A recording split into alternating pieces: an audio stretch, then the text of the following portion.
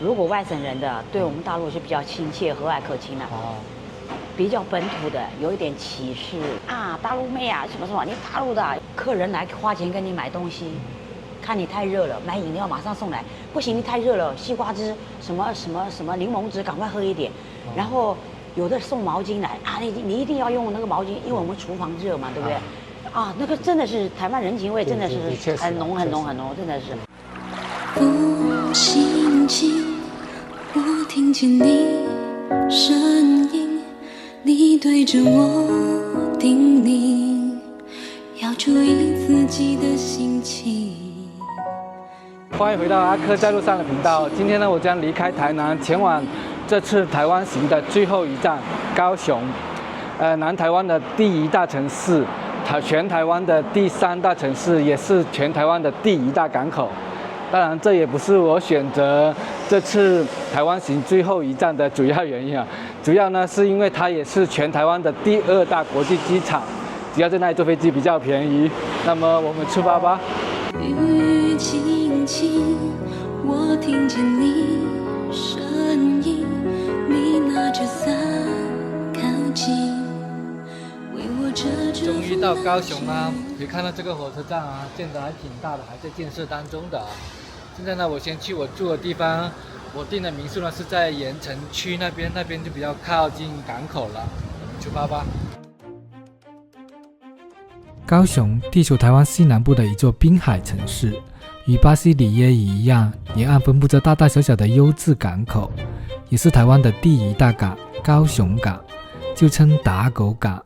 台湾的第3大城市，面积2952平方公里，人口273万，属热带季风气候。越往南边走就越热啊！现在这个气候呢，就跟在深圳没什么区别了。城市也跟深圳差不多啊，到处都在建设，那边也在建设。已经到我住的地方盐城区了啊，但我现在来时间比较早，他的房间还没准备好，给大家逛一下这边的7-Eleven 吧，看看这边有什么卖的，顺便等一下。在台湾呢，到处都是有 7-Eleven 跟全家的啊，非常的方便。好多当地的饮料啊，价格呢也是30到25左右。便当的种类也是很丰富啊，价格都是89左右。还有很多种不同的酒类啊，但一大早喝酒是不是有点太过了？这边是37，然后这一个是48，试一下这种吧。薯片的价格也是50块钱左右。这边可以用微信支付吗？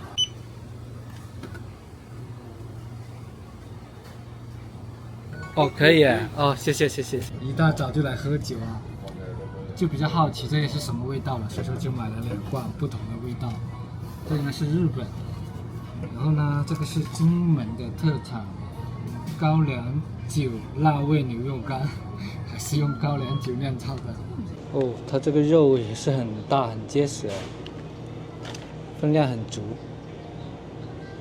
看一下，很入味，而且很有筋道，带微微的甜味，其实不是很辣的，但我没有吃出那个高粱酒的味道。尝一下这款蛋力，还不错呀，这个口感喝起来还是很顺滑的。未满18岁不能喝酒啊，我只是比较好奇尝一下。这一款是100%纯麦芽的，这一款的口感会更浓郁一点，但可能我就会喜欢这一款多一点。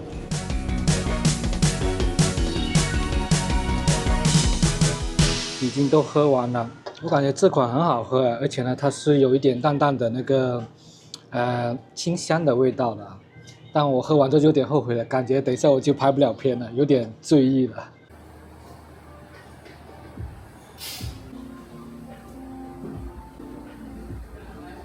在楼下的一家现磨咖啡，它的味道还不错啊，现在还没办理入住，还在等。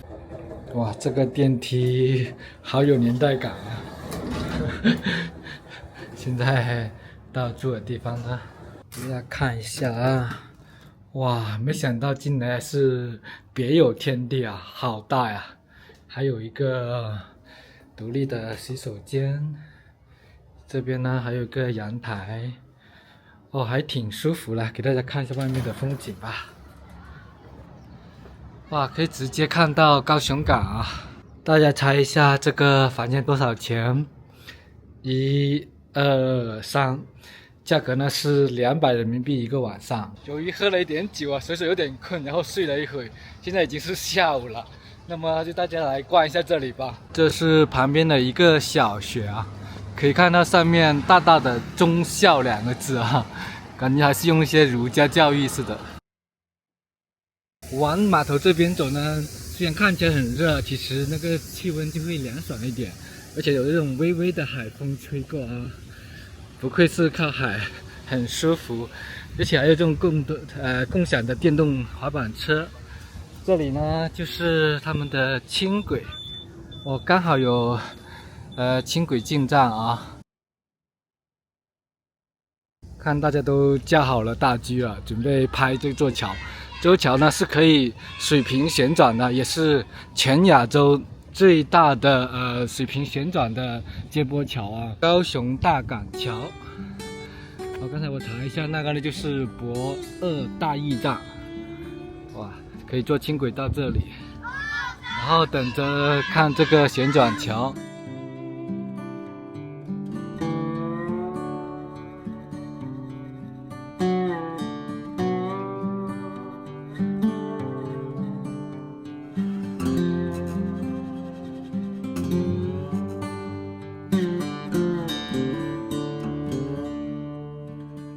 这个时候来的话，就可以体验这个桥旋转了。不过晚上来这里也挺好的，太阳不会那么晒，就很暖和。夕阳西下的时候，现在这里应该是改建成一个文创中心了。这里呢就是中心轴的地方了，应该是可以从这里来操控这座桥来旋转的。以前这一个片区应该都是仓库啊。现在是改成旅游的。这个是小玩具，一只要880，还挺贵的。这个区域真的好休闲啊，很适合一家大小或者是一对情侣来这边闲逛。这一期呢，我就不做功课了啊，就以一个游客的心态来这边闲聊闲逛。你是台湾哪里的？台北人啊，老家在这边啊。你觉得高雄跟台北有什么区别啊？就人来说的话。就人来说，对。高雄的人更淳朴啊。是啊。然后说我也是。哦，你也是吗？没有几个追踪。OK。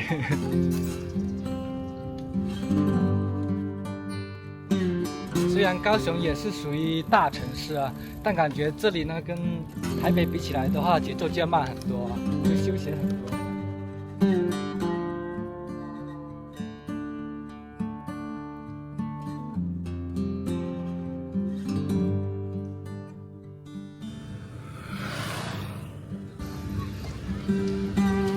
傍晚在这个爱河 Love River 嘛，在这边骑行，哇，真的很清闲，很休闲，很舒服啊。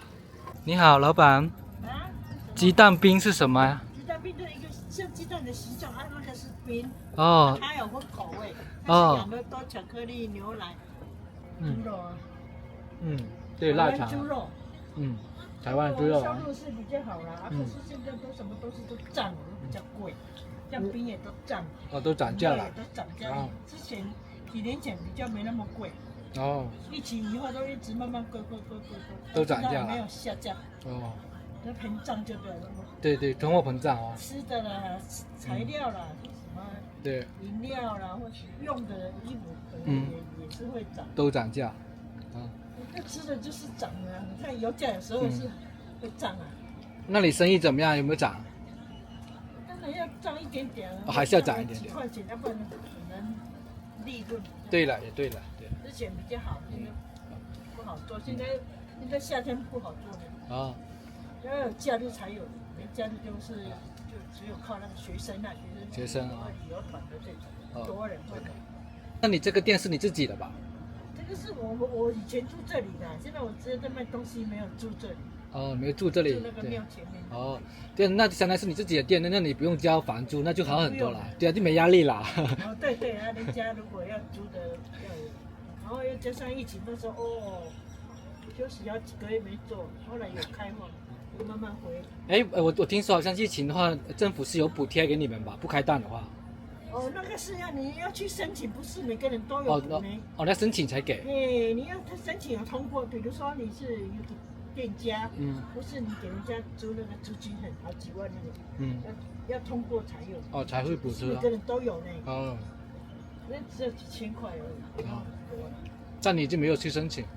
我有。有申请。你有帮我申请，那时候我好像有领到那几千块，忘记了。只有0次而已。前我们在上班还2万多。哦，2万多啊！好几年前还没疫情以前，我上班1个月2万多。2万多，之前最早没有那么多呢。我刚刚去做那个加工厂去的时候，那个底薪好少。哦，才2万多。好几十呢，没有那时候没有2万，那时候才1万多。哦。是一直升到。后来我要退休时候才2万多。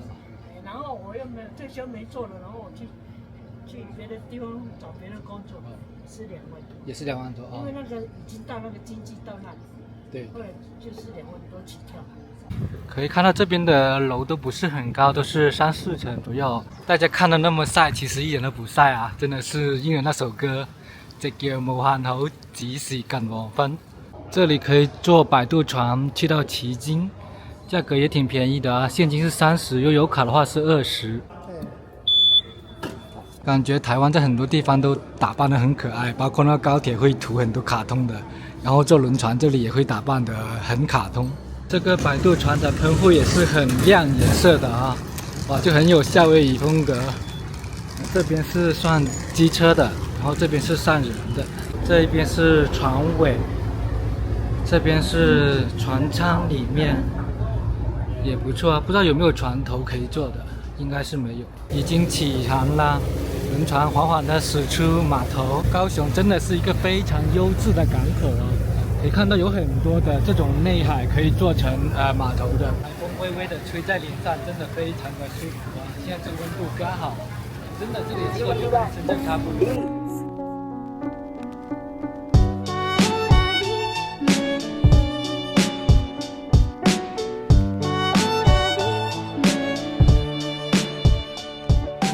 已经到岸了，其实距离很短的，但是好像没有修一座桥啊，因为如果那里修桥的话，这个大的轮船就不好过了。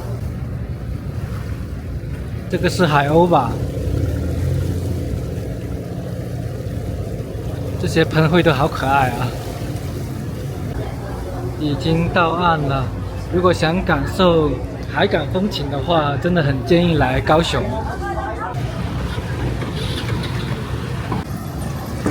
这码头一出来就是旗津老街，然后再往那边就是外海了。这边是卖一些海鲜，哇，好烫啊！这个是鳕鱼卵啊，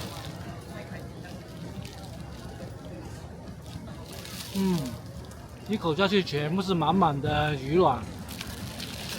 价格呢，一条是120，但好好吃啊！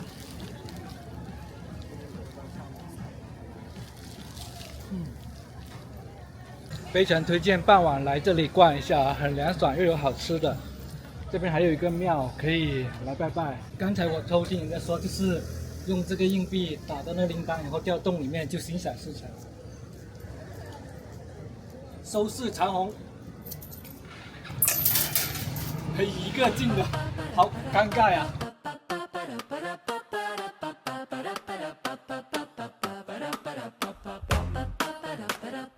今天很巧啊，然后在路边拍摄就碰到一个看我视频的网友啊，非常感谢，别看就这么热情的招待我了，就真的是在路上遇到了哦，就真的很有缘分。很有缘，对。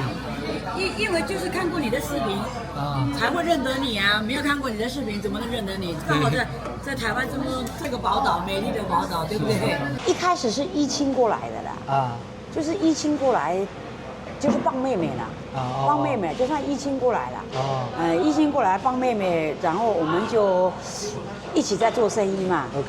哎呀，在做生意，然后一开始生意做的不是很好，后面做的还不错。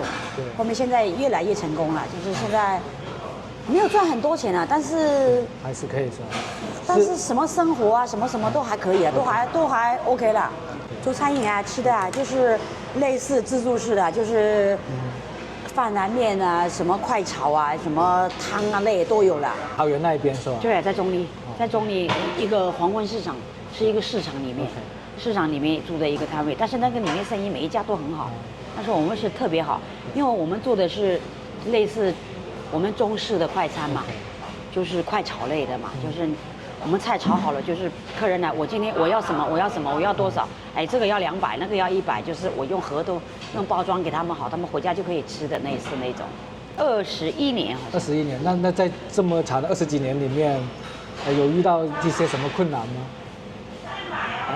还好哎，一开始来的时候比较不习惯呐，因为有很多人一开始来，妹妹没有自己开店嘛，然后我就出去帮人家打工嘛，但是。很多时候，有时候啦，就是，台湾的，如果外省人的，对我们大陆是比较亲切、和蔼可亲的，比较本土的，有一点歧视大陆的东西，有一点点啦。但是有时候会碰到啊，你天天在外面做生意会碰到一些啊，对不对？碰到一些有时候就，大陆妹啊，什么，你大陆的又什么，把大陆丑化的很，有时候心里也很生气啊，有时候有时候会跟客人对簿嘛。后来想一想，哎，我干嘛要跟人家对簿？只要我的东西卖完，做生意就好了，对不对？对。但是一开始有了，现在不会，现在一切都很顺，现在的一切都很好。OK。但是还是向往回祖国了。因为我们大陆现在发展也很好。但是哥哥、妈妈、儿子都在大陆啊。兄弟姐妹还有我的亲戚都在大陆啊。那你现在就台湾只有妹妹啊，就跟妹妹2个呀，白手起家的那个一点点这个小事业了，也不算什么大事业了，但是现在还有能力了，就是不忍心把它放下了。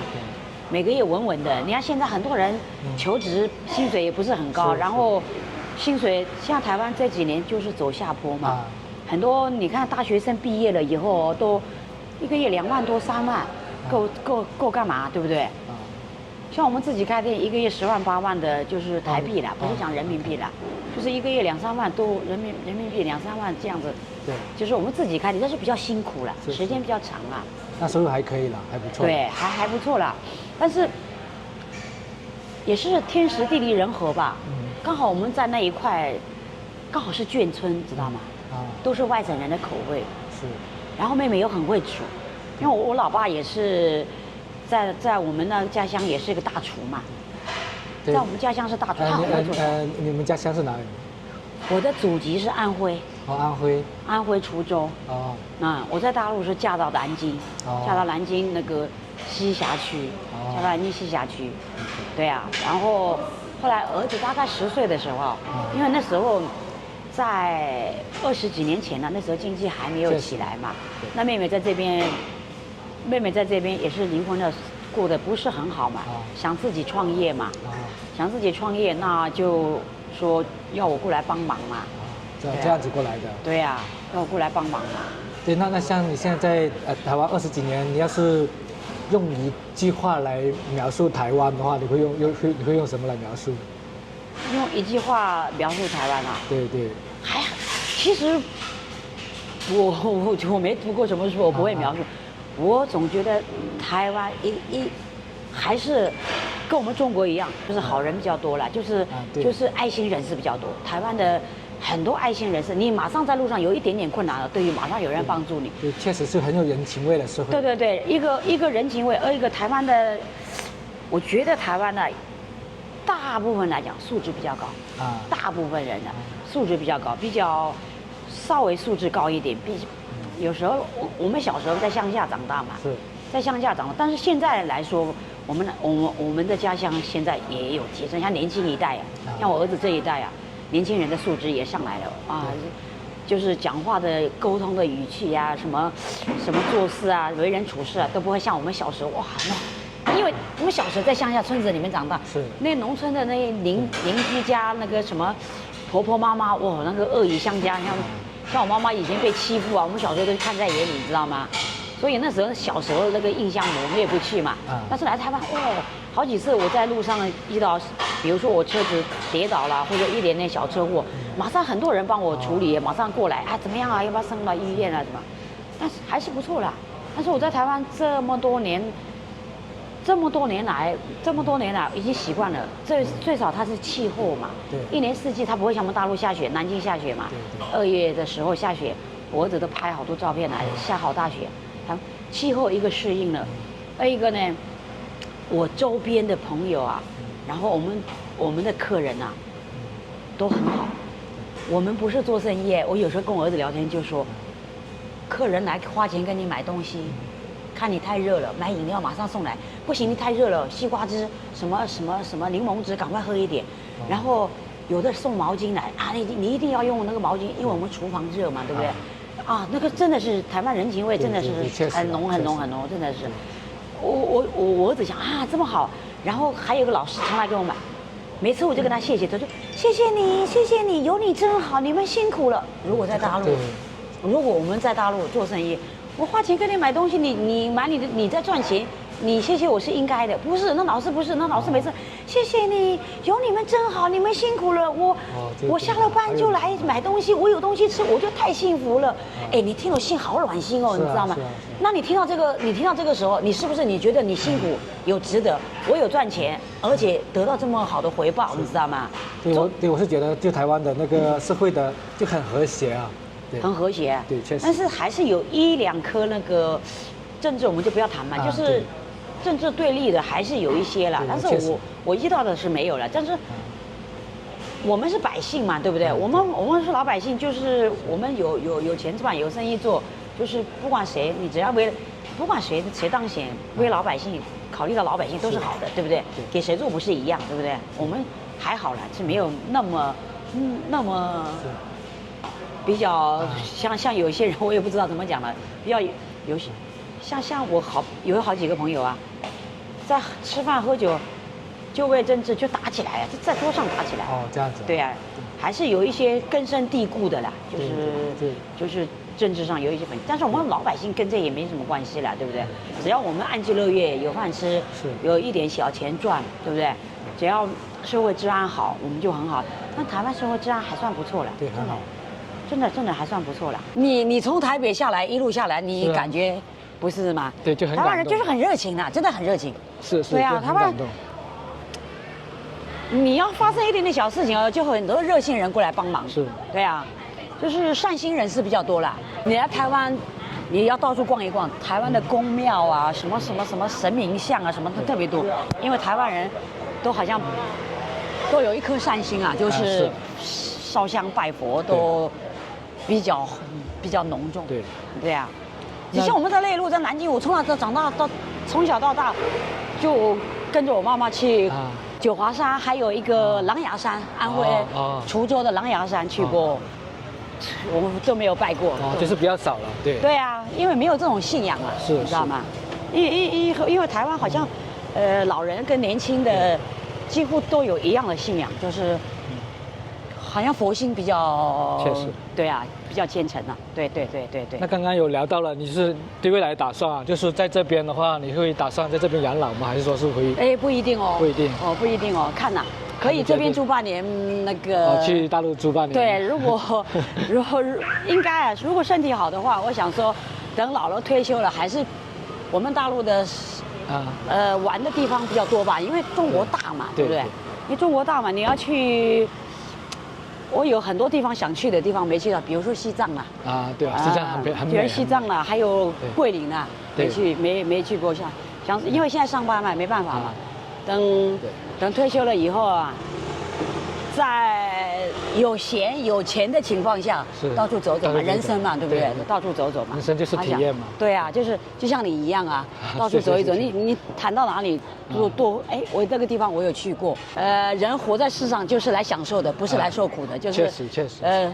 苦像我们年轻的时候不算多苦了，还是也算苦过了。OK。对啊，等退休了以后，有闲的时候到处走走看看嘛，在身体情况下允许的情况下，对呀，到处走走嘛，对呀。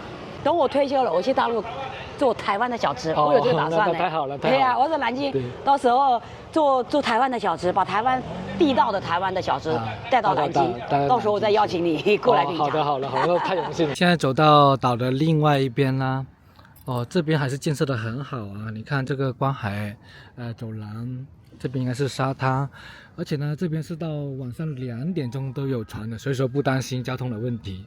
还有一个海边的酒吧，也很多客人啊。在台湾的公共交通真的非常的便捷，晚上2点都还有船啊！而且这个船不错哎，它是在船头船尾都可以通的，比我过来的船要好很多。我去船头吧。现在呢已经快到岸了，那么我们明天见。你好，要一个8号套餐。要炸鸡，快饮料喝。对，应该是可乐就好了。然后可以单点这个粥吗？可以啊。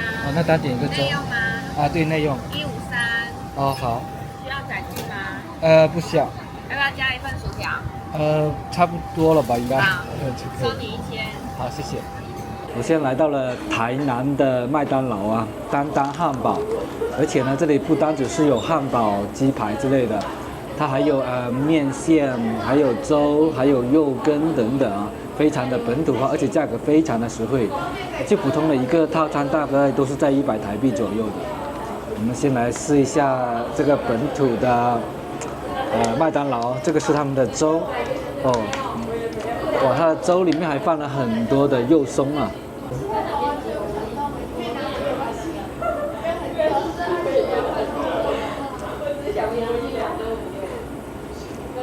这个是皮蛋瘦肉粥，但是里面放了很多其他的料啊，有海带、玉米等等，还有鸡蛋。味道不错。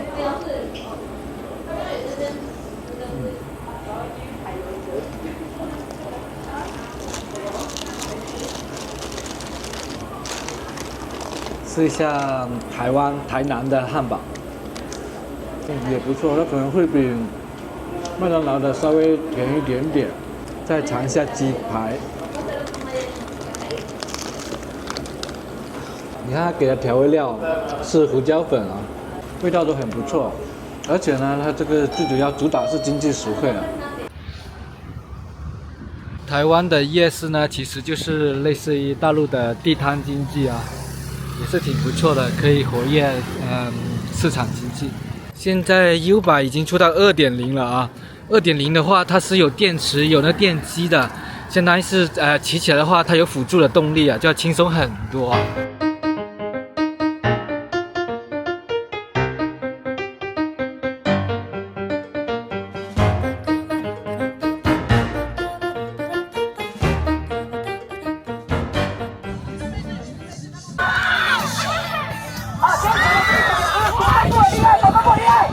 我现在呢又来到了旗津岛啊，由于昨天呢来太晚了，很多景色都拍不到。今天来就在这边漫步，然后在这边骑行。因为这边啊是一个细长的一个条状的一个小岛啊，所以说呢这边的观海景色还是不错的，而且呢绵数公里都是这样子的景色，而且呢这边骑行很方便，就是一条直线。可以看到这边的货轮络绎不绝啊。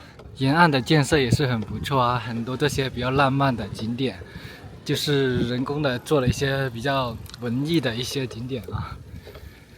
哇，这吹着海浪好舒服啊！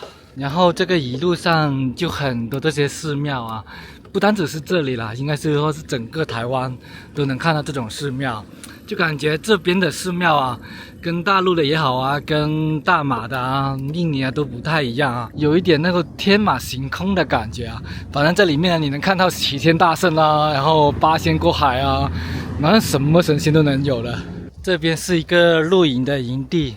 还挺大的啊，而且呢设施也挺完善的。哇，在这边真的很有感觉啊，在这里露营，然后面朝大海。选择高雄作为台湾行第1季的结束，真的是选对了啊！高雄就是一座很宁静、休闲又很现代化的海滨城市啊，哇，真的非常的美。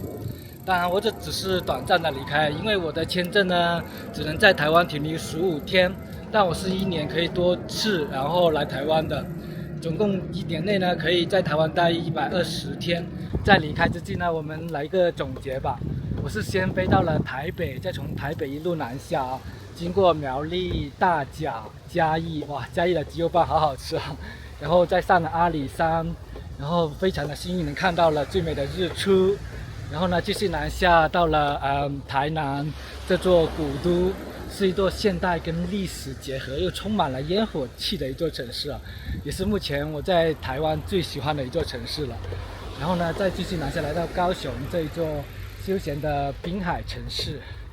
要是说台湾的美景在我心目中最美的，我觉得是这里的人啊，充满了人情味，社会呢又很和谐，然后大家也不会那么的攀比，又充满了各种各样的平价美食。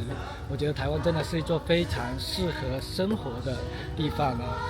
那么我们就短暂的说再见了。